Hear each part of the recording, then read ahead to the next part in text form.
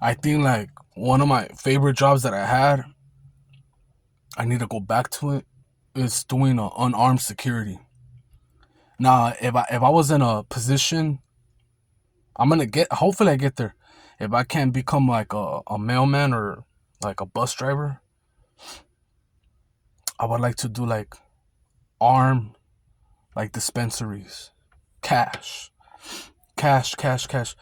But cash is not gonna be here for too long.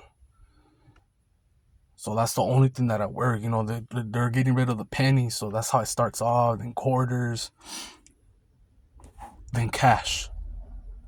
So I am expecting an EMP. Yeah, but anyways, that's not the top. My one of my favorite jobs. This is one of them. I've had like three jobs that I liked. Um, in 2016, damn dude, I missed that job. I was an unarmed security in Long Beach, but I did not only Long Beach. I went through all these cities for Wells Fargo, and I had a blast. I had a blast, and I got to see so many different personalities and a lot of racism too. Uh, the most racism thing that I had was in Long Beach, and I took it and I took it, and I know why I took it, because like I've never been diagnosed with it, but I feel like I have like arthritis, fibromyalgia, whatever. Like when I'm in the cold, my shoulders get swollen and it starts to like poke. So around that time, I was still a pothead. I used to drink a lot. So yeah, I used to drink a lot and smoke. And since I would stand for 10 hours, I was like, damn, I would get tired with the shoes, that had to work, the dress up shoes. And people think that unarmed security is like, oh, that's a lazy job. For Wells Fargo, you gotta be just standing and writing daily activity reports, coming in and out. You're mostly standing, and just standing gets you tired. But I got to see so many personalities, and for the first time when I was there, a lot of weird shit happened, and I'm gonna explain. One of them was, some guy said he used to go with a Zelda backpack. I remember this guy tripped me out. He used to withdraw a lot of money. The first time he went there with a golden Zelda backpack, he withdrew money. He's like, "Hey man, can you walk me to the taxi? I don't want no one to rob me." And he's taller than me. He's bigger than me. And I'm unarmed. I'm like, "Yeah, sure, dog. Got your cab." Yeah, and I went with him. And he withdrew like 20 grand, 20 racks. All right, cool. The next week he showed up, and this is the first time I ever heard that word, and it triggered me. I never knew about gang stock. So when I would punch out for my lunch, I had to do it with my phone. So I would always punch out. I could punch out on my lunch as long as it's after 4th or 5th hour. I would do it whenever I wanted, but I would try to go by the rules. I would always punch out when someone had to be on the with their little tablet. When they're like saying, "Oh hi, welcome to Wells Fargo.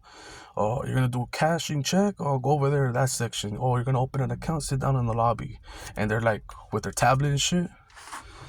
When there was this annoying Guatemalan, and I'm not racist, but this guy, he was Guatemalan. I don't know his name. He used to annoy me. I would always go to my lunch for 1 hour. The black dude with the Zelda backpack, he saw me punching out. I'm already gonna leave, and he says, "Hey, what's up, man? You gang stalking me?" And I'm on the phone, and he approaches me, and everyone's doing their job. Women are counting the checks, and the bankers are opening accounts, talking to the people. And then there's a lobby, and they're all on their phones. And I'm like, I looked at him, and he tried to get in my face. I go, "Gang stalking?" I didn't know what the fuck that was. I'm like,